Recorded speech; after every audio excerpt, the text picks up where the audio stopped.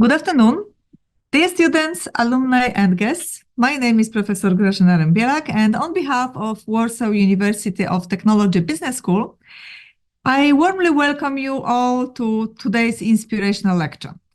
I want to welcome students and alumni of our university, Warsaw University of Technology Business School, and all the guests of our partners, the University of Salford in Manchester, especially Salford Business School, Polimi, Graduate School of Management, Politecnico di Milano, Goa Management Institute from India, Baltic Management Institute in Vilnius and Brussels, HEC in Paris, the Management Center in Innsbruck, and Zicklin Business School, Baruch College, New York City University.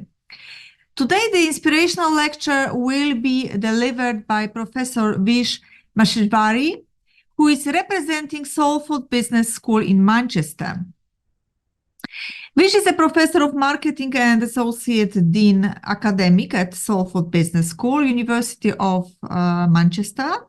He is passionate about student success, educational technology, and is the strategic lead for the school to deliver on impactful student outcomes, including digital competencies.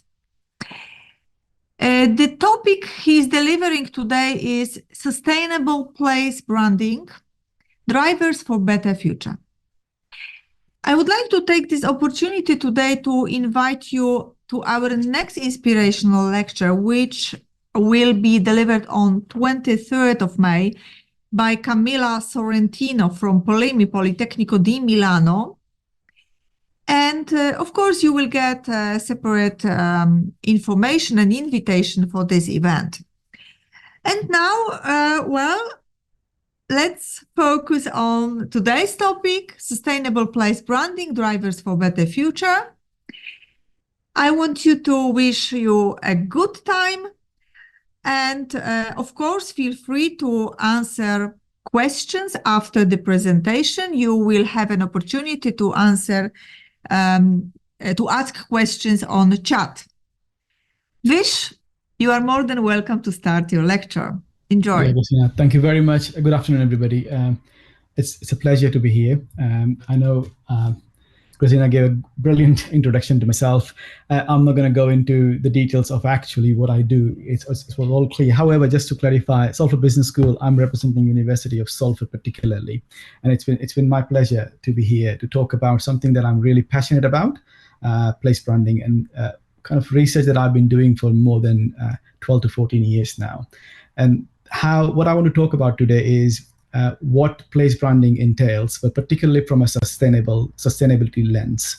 So I will probably go back a bit of history in terms of where place branding originated and how it evolved, but also some of the more contemporary practices as well that I would like to talk to you today.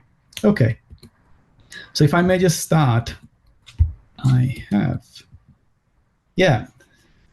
Now, place branding, if those who know about place branding was very, very new, about 15, 16, 20 years ago maximum. Place branding wasn't in existence. When I did my research, particularly my doctoral research between 2006 and 9/10, place branding was still a very, very new construct. People were just talking about, well, let's establish a brand for a city, for a destination, to just improve tourism, to just get some more inward investment. It was just a kind of a race for places or countries, should I say, at the time, to go around, get some good investment, get some better infrastructure, attract more people on a tourism basis, or even have a lot of talent acquisition as well from various different places. So that's what was place branding, how it was originating. A lot of people were working at the time. I remember still in 2006-07, there was one of the first books on place branding was actually edited by a couple of colleagues, one from Spain, one from France, and then had some editorials from a UK-based researcher. So very, very new. I also remember the time in 2008, I was presenting at a conference, and there was one of the first models of place branding was just been presented about how place brands can lead into the development, not just economic development, but also sustainable development of that place, that region, or the destination itself. Now, for me, place branding is not just about rebranding or repositioning a country or a city. It's more than that. There are lots of constructs when you talk about places. So that's what I will be touching upon. And now that environmental sustainability, ecological sustainability is also a very, very important topic, place branding has now kind of like morphed into that area itself. Many countries, many cities, and many places or regions around the world are now taking sustainability as a very critical aspect. And they are also repositioning their identity, as such we call it, from sustainability, particularly from a green and ecological sustainability. So that's what also I'll be talking about as well, with some examples. Okay.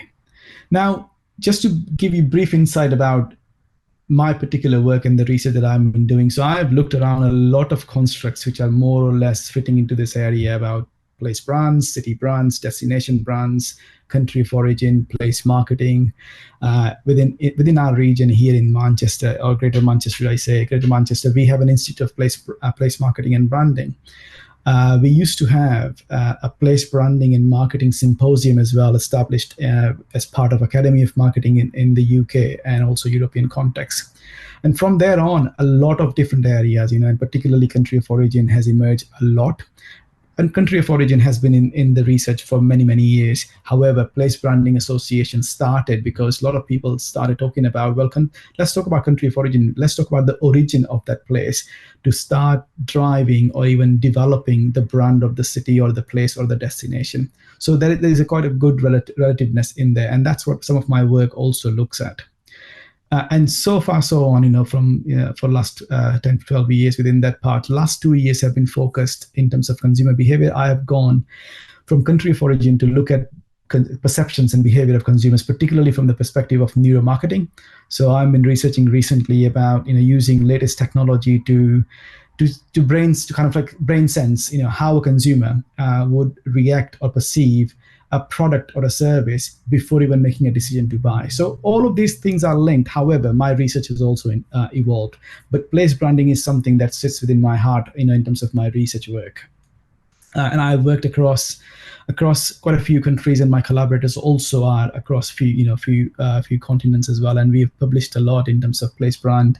One of my papers that I'm really, really proud of, which talks about place branding model, particularly from a sustainability lens. And that's something I'll be talking about today. Okay, now I'm just going to put this one out here, and I would like, if possible at all, I know there are a few people online in the chat. When you see these logos, some of them logos are have redeveloped in recent years, but these are some of the, let's say, most known popular. There are a lot of them, in terms of place brands or country brands that we know about, but these are some of the most popular ones that we've come across. What comes to your mind when you see some of these logos, and have you noticed any of these logos from a city or a place or a region's perspective? Have they changed over the last 5 or 10 years? If I can pause for a few 10 seconds here, would you be able to put something in the chat and let me know? Have you seen any change, or are you aware about any changes within these logos or brands of the places that may have happened in the last 3-4 years? Or what comes to your mind when you see these logos or logos for the first time?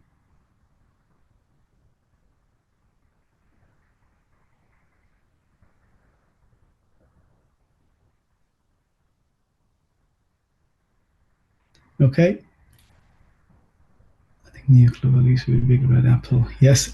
Thanks, Adrian. Yes. Yeah. New York's logo used to be absolutely, but this has been But this one, for some reason, they've kept the red. They've kept the red because they know the color resonates to a lot of people in New York. But however, after I am Amsterdam logo, all the popularity of that, of course, New York, I love New York, was always been very popular. But no, you're right, it has evolved.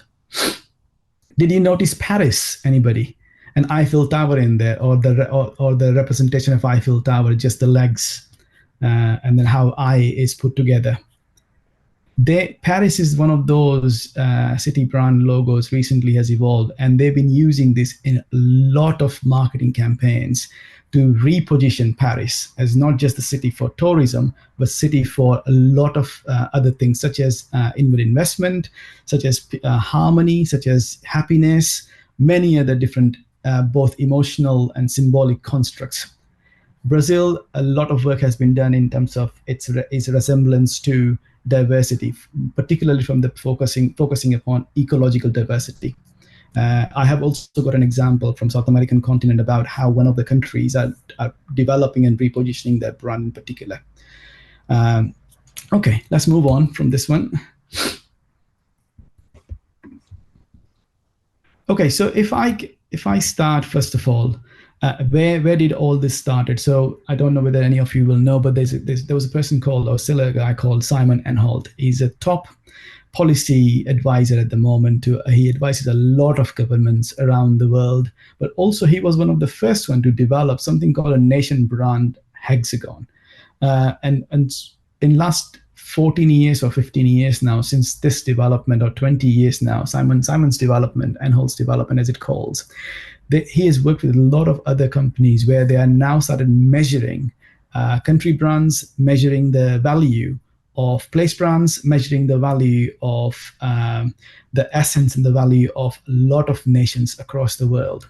And so much so that Ipsos, a company, a global firm, has now partnered with Anholt's firm, and they're now producing annual reports on how countries and how places are perceived. And I'm going to talk about Poland particularly as well. As such, we are talking to Warsaw, talking on the behalf of Warsaw Business School today.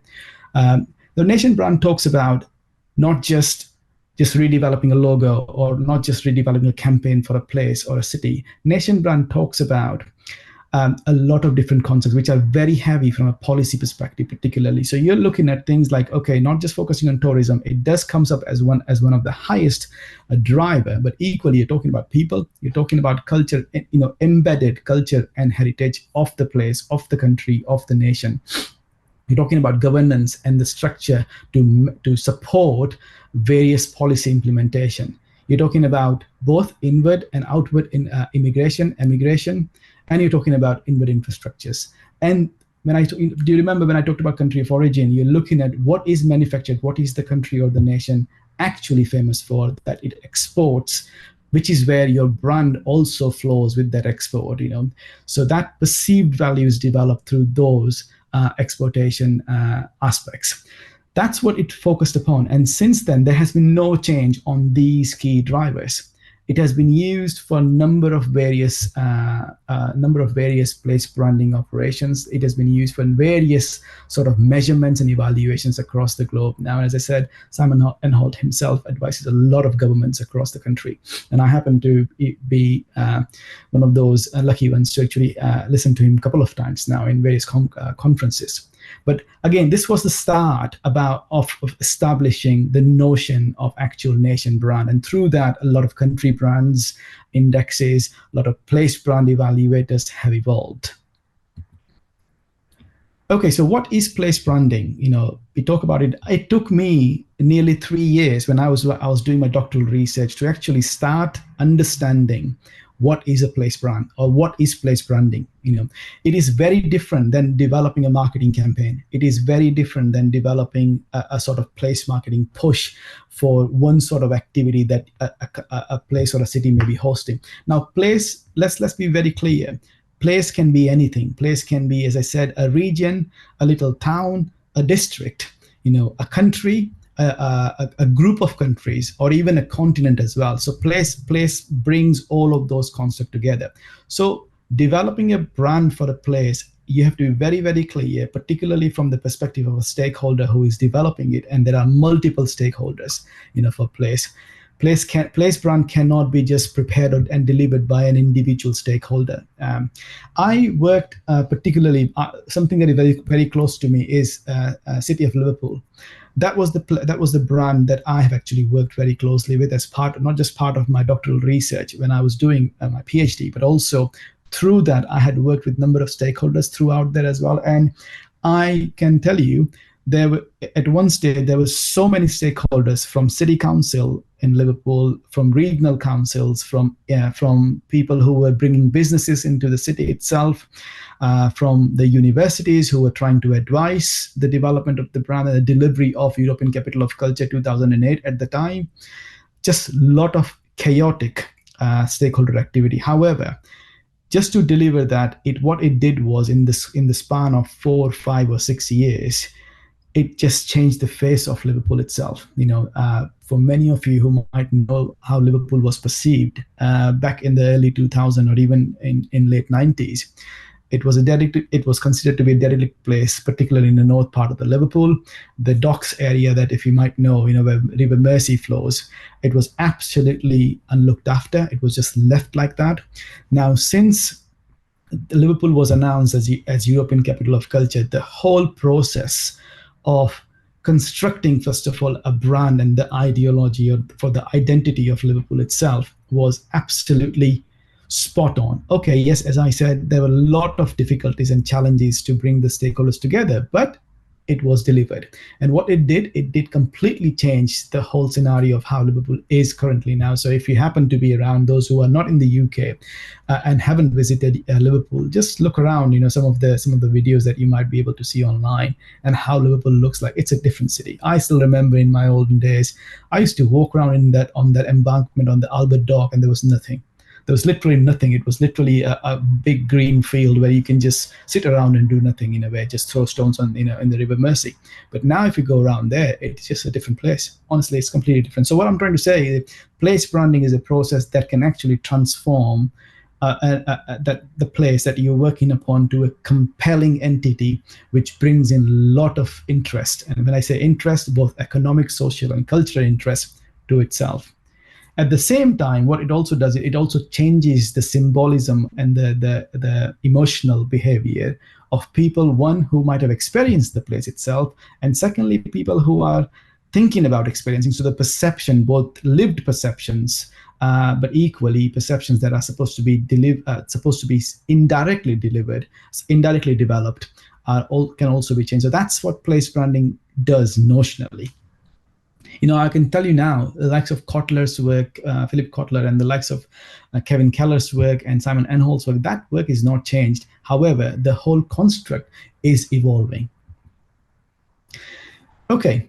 I'm just going to be bringing you about the actual, in terms of practice, what viewpoints are seen for place brands. And as I said, I've got examples to talk you through as well. Place branding itself plays an important role in bringing together a range of specialisms. So one of the things that I did looked at in my research was about what does it do? What does it bring when we talk about strong place brands? So one of the things it does is, for example, brings creative brand development and management for the places itself. So one of the key things is, how do you develop strong identity for a place? And when we talk about identity is different than image. Image is perceived, whereas identity is something that the owner or whether they are stakeholders or whether a company who actually owns and delivers that. So you got to be really creative when you're looking at developing place brand, because of such multiple user groups and such multiple developing groups itself. But equally, it gives you an understanding of who are those key players within that. So you work on developing something that resonates to those key users. Equally, it also then clarifies the lines of management within that area as well. So again, as I said, creativity is quite big, which is what place branding drives. Secondly, it makes you not just revise and revisit, but also it makes you to develop some policies that influence both inward investments, interests from various different parts, of the world, whether it be, but also from the target audience. And when I'm talking about target audience, I'm talking about people who live within the place itself, people who belong to that place, but equally people who are interested to come and visit as a tourist, people who are interested to come and work within a place. Okay, so the policymakers, the key stakeholders who own the brand itself, actually it drives that developmental aspect and constant revision and repositioning, because the landscape of competitiveness changes. The need of people, the need of stakeholders also changes. So equally, that keeps the developmental aspect is driven by place brands.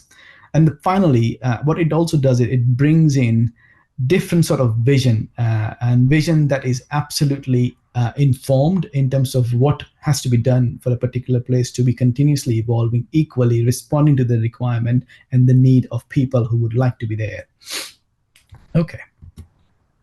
Now, I've got, as I said, I was talking about Liverpool before. This is what, so Liverpool 08, if many of you know probably what it was. When Liverpool 2008 was fantastic year for European Capital of Culture. Following its announcement, I think 4 years before, or three and a half years before, so 2003 and 4 I'm talking about, lot of investment went in Liverpool. A lot of different things happened in Liverpool over it. And since then, it marked that year for Liverpool as a change in its history. Completely transformed the whole city, completely transformed perceptions, various perceptions in various different pockets around the globe about what Liverpool is, and beyond just the football clubs, beyond just the Beatles. This is what Liverpool was very, very, very popular about. But now people would like to visit Liverpool just for a week, and people would like to come and work. It's a transformed city. So that's just the perception of people who have experienced, but people who also know. Equally, I am Amsterdam, so I'm Amsterdam. That was, again, very, very popular, existing. People know about it. That brand, that logo has been there for a long, long time. But we can't forget Amsterdam. People don't talk about Amsterdam for the sake of just cultural heritage, or just the sake of, opportunities, or just the sake about how brilliant the city is. But also, the policymakers within Amsterdam are not shy of the fact that Amsterdam is also very popular about the red light district that they have. So what they did was, when they were developing this particular logo or positioning the brand, you can see the red in I am, and then Amsterdam is white for opportunities, for number of different variety of other things that Amsterdam offers. But they did not take away the actual perception that is always inbuilt into people's minds. So again, keeping your heritage, but also keeping tight-knit or tightly linked to your roots makes a place original. Very recently, those of you know or are fans of Eurovision was delivered by Liverpool last year again. And again, it was the hype itself. And it was given to it was given to Liverpool. Within the UK, there was a competition between Liverpool and Birmingham, particularly at the last end of which city would be delivering. But having it given to Liverpool on the top of Birmingham makes a statement itself that the city and the place can deliver. Birmingham, as one of the biggest cities in the country, or in the UK itself, is lagging behind in a lot of different things at the moment in terms of old infrastructure, a lot of city-based issues. But Liverpool has delivered completely differently on a transformational basis. So all this perceptual development through a lot of policy making, a lot of creativity has transformed the places, how our place itself is looked at. So again, these examples shows you. So one thing about place brand is that it keeps you tightly linked to your origins, but equally it demonstrates that the transformational change is being delivered. Okay, so there are a lot of positives in that manner across both phases. I hope this works. Yeah, okay. So I have got, if I can just stop this video for a second. I have got a video to show you about, I was talking about cities before. I have got a video to show you, very brief, about 2 minutes and 30 seconds on a country brand which takes a lot of pride into its new transformation, how country is seen. So this is Costa Rica, by the way. Let's have a quick look. Someone defines themselves when they reconnect with their spirit, their true essence, the nature that shapes who you are. Who am I? I am an alluring concentration of beauty, rainforests, beaches, and biodiversity. I live in the heart of the Americas, guarded by 2 seas. I am the deep green that entices those seeking relaxation and adventure. And I am so much more. my essence live the warmth and authenticity of my people. People with open arms who look forward towards the future and welcome opportunities. I am a unique, happy, and caring nation that expresses itself through the diversity of its cultures. I am cradle of human talent, proud people who embrace challenges. I am a nation governed in peace with a solid, long-standing democracy. I stand behind health, education, and the pursuit of self-development as the cornerstones of happiness. In my essence lie the preservation and care for the environment, a model to the world. I breathe the riches of my land, and I recognize the wit of my people, ever capable of giving more than expected. I am a trustworthy and reliable nation, distinguished by the value of what I create. Human development, innovation, and a proven international competitiveness set me apart and enable me to export quality to the world. Those who come to know me are surprised, amazed. My greatest aspirations can be found in my concentrated essence. I am a country that attracts those who seek the value of excellence and the commitment to sustainability. I have much to offer those wishing to purchase, invest, produce, and develop. I have the required human and technological capabilities to achieve this. I rediscover myself by searching within. I find myself in what is vital, in what is true. I rediscover what is important. I am green. I am happiness. I am solidarity. I am talent. I am innovation. I am quality. I am diversity. I am concentration. I am essential Costa Rica.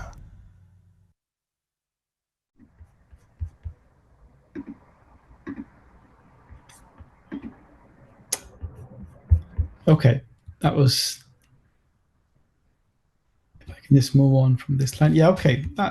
Sorry about that. Hopefully, you get the message. So that was about Costa Rica. Now, does anybody know about Costa Rica, or has anybody visited Costa Rica, or do you happen to know anything about this campaign, or has anybody come across this campaign?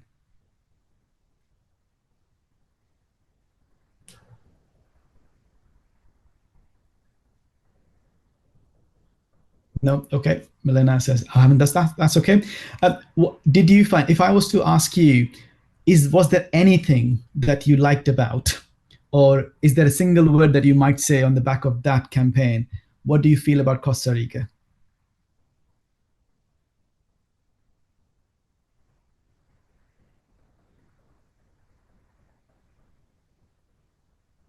Okay, let me go through some of the stats. So Costa Rica, it made me feel connection. Okay, yeah, it is just brilliant. It is very simple. It does not talk about those tall buildings. It does not talk about massive amount of other things. But what it says is, this is how it is original. Okay, it is diverse. I believe it has got nearly 5% of the global biodiversity inherited within the country itself, and they're looking after it really well. It claims to have absolutely working in terms of transforming their infrastructure. It talks about the talent that they have. It talks about the people that they take pride in, the people they have, the culture, the social element as well, and it talks about the happiness. If you've heard that one as well. Now, these are really the best ingredients, not for any place, not just the country, for any place to push itself in the realm of repositioning within the globe, and that is quite important. Okay, so I'm gonna give you some more information in terms of how these things are now evaluated. So recently, only every city brand has been they get evaluated every year now for at least last 5-6 years, and recently 2023 City Brand Index showed us this stats. So if you look at that, London came on the top, followed by New York, Paris, and various others, and then we had Dubai and Amsterdam in the back end of the top 10. Is there a surprise there? Is there a surprise? This is, by the way, the Global Brand Index is delivered by the Bloom Consultancy, and they do a lot of different variants in terms of establishing which top 10 cities are there. London stood out for a number of things. People connectivity was the biggest. Also, the kind of perceived value of London is so high beyond any other city in the world. Even though people haven't visited, but there are always positives to talk about, and people associate themselves. As Milena was just saying there, that had made a connection for some reason. London always makes connection with people from every walk of the life. From people from who top business people to anybody who just wants to visit the city. So again, if I was to ask you a quick question here, what do you think about Poland? Where does Poland sit as a country? What do you think? If I ask you, what is the biggest thing that Poland is proud about as a country? There are a lot of different things, investment, one thing, knowledge exchange is the other thing. Of course, the human is the other thing as well. Culture is the other thing. What do you think Poland is really big about?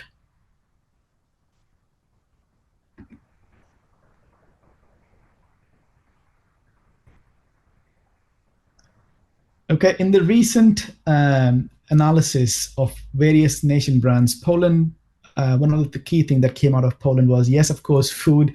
Foreign people, yeah, absolutely, yes. But the key thing that came out, would you believe, was human capital. Across 9 different factors for Poland and people within Poland and people outside of Poland, how they perceive is the human capital. So it's the social cohesion that came out on the top for Poland's nation brand evaluation. Poland has also done really, really well in a number of different things. I've got some stats here. So Global Soft Power Index, which is also a very valued index, in 2023, Poland was ranked at number 55 for across 193 nations.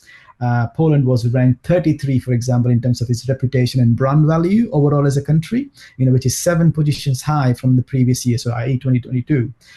Poland also had, from the expat perspective, so people coming into the country itself, Poland was ranked 35 out of the 63 countries being measured there, both in terms of tourism, inward movement, but also people who would like to come and visit Poland and stay there to work.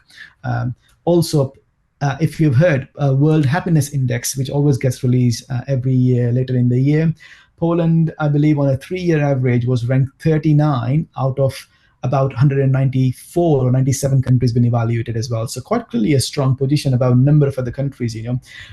Some of the things that came out really well for Poland and its ranking was social support, the overall healthy life expectancy, a freedom to make decisions for oneself. Life choices also was very highly ranked, and then perception and the cosmopolitan bit within the country itself. So there are some really good factors that drives the nation brand for Poland. But again, can that be transformed to particular places and regions to ensure that it has all been lifted up together and the perceived value, both in terms of economical brand value, but equally also the symbolism for Poland increases. So that's how I would like to just draw. There are a lot of different matrices, there are a lot of different indexes, but these are some of the big ones that are, which is what people look around for evaluating or understanding where a brand sits. Okay. So before I move on to sustainability, I think I've moved on a lot of, okay. Last few slides only from my end. I'm not going to talk about all of the things on the slide itself, but if you look at what does place brand, the second point of view in terms of what does it do? So once it is actually implemented, it brings a lot of change in terms of both phenomenons that are inbuilt within a place itself. So things how to deliver big events, how to deliver social, cultural, combination of activities in there as well, and also changing some of the economic perspectives for the place itself. It drives an overall holistic change to transform places' image, which changes both emotional and symbolic connections with it. Okay, very briefly. So initially, place branding started from an economic and social perspective, but then also, given that where we are and how critically important sustainability is, place branding had sort of also moved upon into delivering sustainability, both from the perspective of economic sustainability, but also from the perspective of environmental and ecological sustainability as well. Because here, places now are responsible to deliver longitudinal and sustained growth for everybody who is involved. Okay, and again, the definition wise, it's an ecosystem of delivering continuous reforms for the region and the place. Okay, there are a lot of changes. Sustainability or sustainable place practices can be delivered through changing infrastructure, changing biodiversity and the focus upon it, changing infrastructure that is for multi-purpose use, but also looking after the surroundings within the place itself. So making it absolutely strong, both from the perspective of positivity that is being perceived, but equally from the fundamental functionality as well for various stakeholders involved. Okay. Some of the key benefits that sustainability of the place plans can bring. It can bring in the growth from the perspective of economic benefits. It definitely protects the environment that we really, really want for the future generations, but equally for people who are currently living like ourselves. It delivers social harmony, as I said, the social cohesion bit, which brings in people from all walks of life together. Okay, and it delivers the strength and passion of people who believe in the place where they live and belong to. Equally, it delivers, from my perspective, when I say employment and financial stability, I talk about people who you can retain your talent, because a lot of talent drain has happened in many parts of the world where people move from one place to other just for the security of their careers. But if the place can deliver that, you also retain your talent. You also retain your genius people who can deliver goods for the country, whether it is a country or a destination, whatever it is, but for the place itself. And finally, the development of the digital, which we know is making a huge difference. Technological adaptability to deliver smart infrastructure is also one of the key benefits of delivering sustainable place brand. Okay, this is something for our audience just to read through, but these are some of the key drivers. If I can just bring it all together and say, well, okay, if for the policymakers and stakeholders, how do we deliver sustainable place brand? Well, this is how you do it. You take out some of these drivers together and you start evaluating and looking into with each of these drivers and say, well, how can we deliver regeneration, for example? How can we deliver social reforms in a place where it is needed? Or how can we look into accessible infrastructure that is sustainable from the perspective of multi-purpose use? Okay.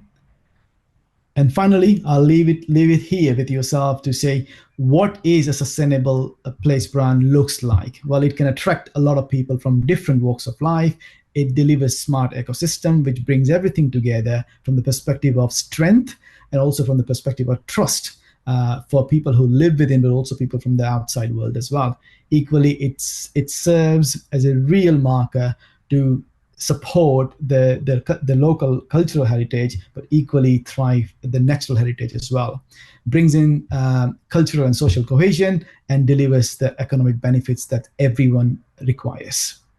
Okay. On that note, I'm sorry it was a very visual stop tour of place branding research, but I hope you've got some understanding of how place branding evolved and how it is delivered now from the perspective of sustainable development.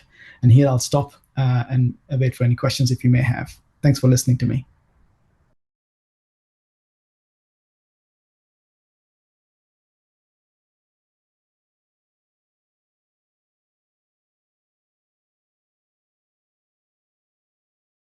Christina, do you want to take it over?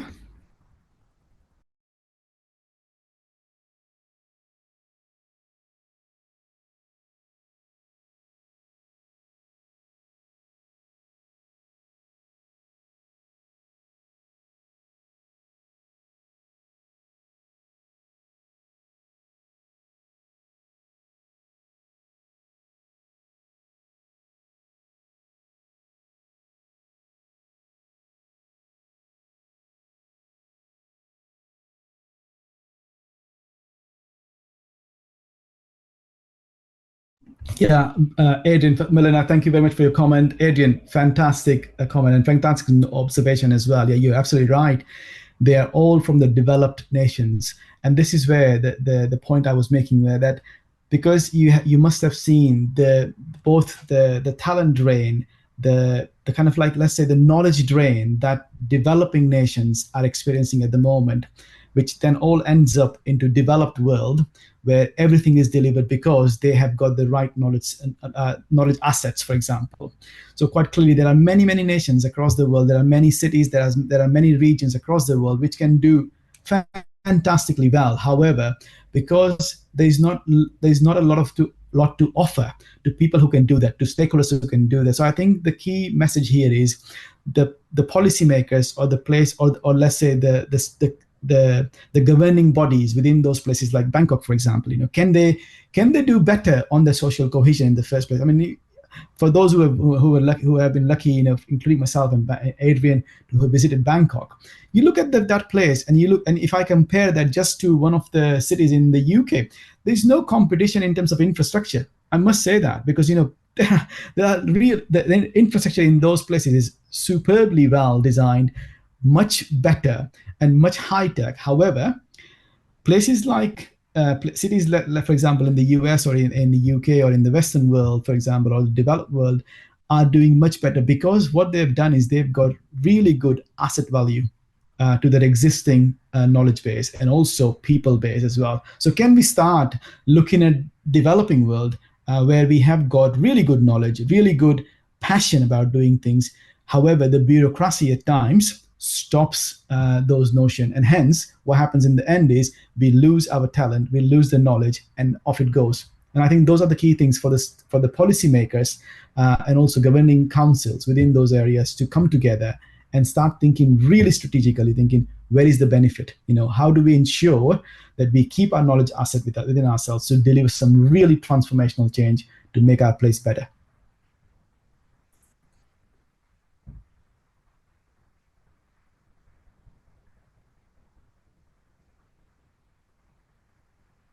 It's interesting, Adrian, that the place branding conference this year, I believe, is going to take place in Bangkok. I think it's Bangkok itself this year. So hopefully some of the good knowledge base will be around. So hopefully, let's see if they listen the governing body there.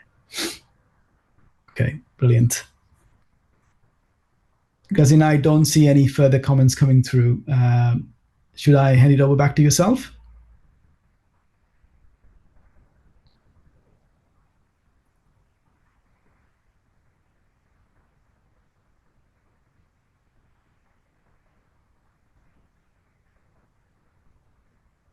Hello. Okay. I think probably I don't see any more comments. So thank you again, everybody, for listening to me.